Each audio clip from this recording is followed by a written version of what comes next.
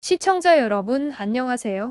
오늘 방송은 수십 년간 우리 민족을 억압하고 민족의 얼을 억누르기 위해 강제로 우리나라 애국자들을 수감하는 곳이었고, 후에는 사회의 범죄자들의 죗값을 치르게 하던 장소인 서대문 형무소에 대한 스토리를 테마로 진행하려고 합니다. 지금까지 우리들에게 형무소라는 곳은 단지 사회에서 죄를 지은 자들이 죗값을 받기 위해 수감되어 있고, 심지어 살인 같은 잔인무도한 죄를 지어 사형 선고를 받은 자들의 형을 집행하는 곳 정도로 알고 있는 것이 일반적인 생각이었지. 우리 한민족의 얼과 민족에 대한 억압을 위해 만들어졌던 한이 서린 곳으로 형무소를 떠올리지는 않았었죠. 서대문 형무소는 대한제국에서 만든 것이 아니라 1908년 쪽발이 일본 놈들이 우리 민족의 독립의지를 꺾어버리기 위해 하나의 일원으로 만든 것이고, 1907년 고종을 강제 퇴위시키며 한일 신협약의 체결을 강요하면서 군대조차 강제 해산시킵니다. 그리고 쪽발이 차관을 임명하여 대한제국의 행정권을 뺏음과 동시에 1909년 기후각서를 통해 대한제국의 사법권과 감옥 업무에 관한 전권을 빼앗게 되는데, 이것을 위해 먼저 손댄 것이 서대문 형무소를 만든 것이었죠.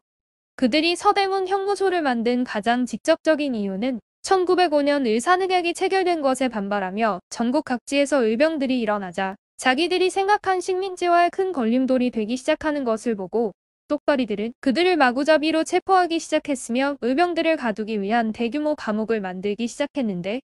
쪽발이 놈들은 이 감옥을 내보이면서 만약 자기들이 하는 일에 저항하면 감옥에 갇혀 무서운 일을 당하게 된다는 협박을 하기 위함이었습니다. 이런 이유로 1907년 8월에 완성한 서대문 형무소의 처음 이름은 경성감옥이었고, 고종이 강퇴당한 후 순종이 즉위하면서 전국 각지에서 의병들이 일어나는 등 대한제국이 혼란스러워지자 만들어 놓았던 경성감옥을 이듬해인 1908년 10월 19일에 문을 열고 운영을 시작합니다.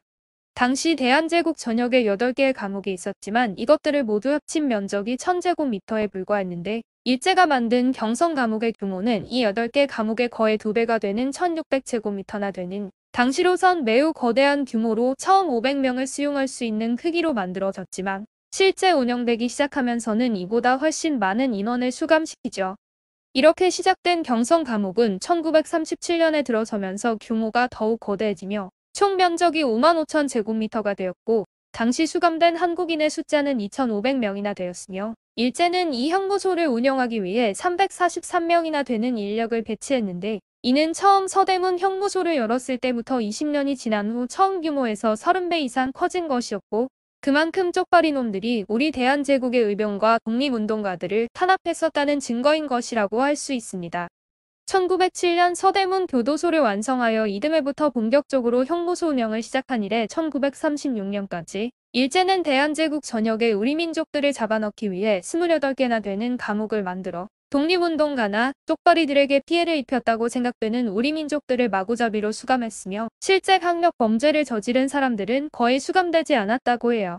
일제가 1909년 7월 12일 대한제국을 강하게 협박하여 기후각서라는 외교문서를 만들면서 여기에 감옥소 운영에 관한 부분에 있어 사법과 감옥 운영에 소요되는 모든 비용을 쪽발이들이 부담하는 것으로 기록하였는데, 이는 비용 부담이라는 미명으로 대한제국의 모든 사법권과 감옥 운영에 관한 업무의 전권을 자기들이 강제가 아닌 위탁을 받았다는 것으로 속이기 위한 가소로운 구실에 불과한 것이었죠.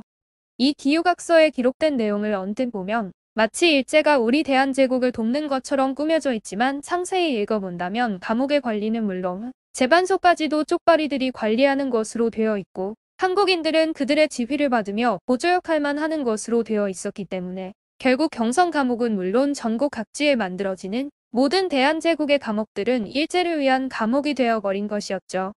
일제는 서대문 형무소를 세울 장소를 1897년 명청의 사신들을 조선의 왕이 직접 나와 맞이하던 모화관이 있던 곳에 독립협회가 그것을 헐어버리고, 조선은 더 이상 그들의 간섭을 받지 않는 독립국가라고 선포하기 위해 세운 독립문이 보이는 곳을 고의로 택함으로써 우리의 자존을 눌러버리려는 사악한 잔머리를 쓴 것이었습니다. 쪽발이들이 굳이 모화관이 있던 자리에 경성감옥을 세운 것은 한마디로 대한제국이 앞으로 섬겨야 할 나라는 청나라가 아니라 쪽발이 일제로 바뀌었다는 의미에서였고, 또한 독립문 위에 새겨진 독립이라는 두 글자를 지워버리지 않고 그대로 놔둔 이유는 조선의 독립은 헐뿐임을 내세우기 위함이었으며, 일제가 청나라보다 훨씬 강하고 겁나는 존재라는 것을 과시하기 위해 독립문 바로 옆에 지은 것이었죠. 현재 기념관으로 남은 서대문 형무소에는 2개의 망루만이 남아있지만 쪽발이들이 처음 경성 감옥을 완성했을 때는 6개의 망루가 있었는데 현재 어마무시하게 높게 지어진 우리 대한민국의 거대한 건물들과 비교한다면 별것 아닌 것으로 생각되겠지만 당시 100년 전 우리 대한민국의 백성들은 서대문 형무소에 잡혀 들어갔을 경우 이 망루는 공포의 상징 중 하나였었죠. 물론 일제 강점기 때에도 강도 살인범이나 도둑 등 별의별 나쁜 짓을 하던 인간들이 있었기에 그런 인간들도 수감되어 있기는 했었지만 서대문 형무소의 기본 성격은 우리 민족의 독립의지를 꺾기 위한 식민 지배의 도구에 불과한 것이었기에 수많은 독립운동가들이 잡혀 들어가 고문을 당하며 심각한 고통 속에서 억울한 죽음까지 당하며 수감 생활을 해야 했었습니다.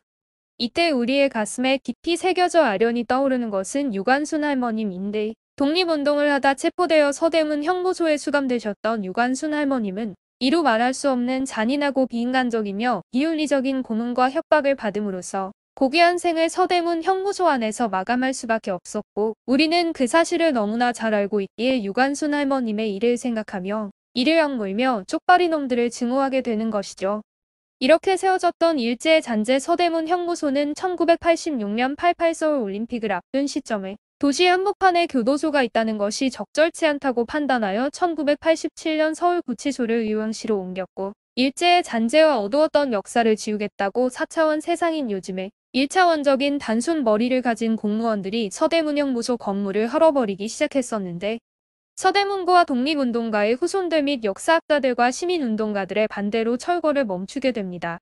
그 후 15개의 옥사들 가운데 9, 10, 11, 12, 13 옥사와 중앙관 및 한센병동이 철거를 피해 남겨질 수 있었고 1988년에는 10, 11, 12옥사와 사형장이 사적 324호로 지정되었으며 서대문 형무소의 옥사를 일제 강점기 때 지어졌던 모습으로 복원시키면서 1998년 11월 5일 서대문 형무소 역사관으로 재탄생하여 지금에 이르게 되었죠. 오늘 방송은 여기까지이며 구독과 좋아요를 꼭 눌러주실 것을 부탁드립니다. 시청해주셔서 감사합니다.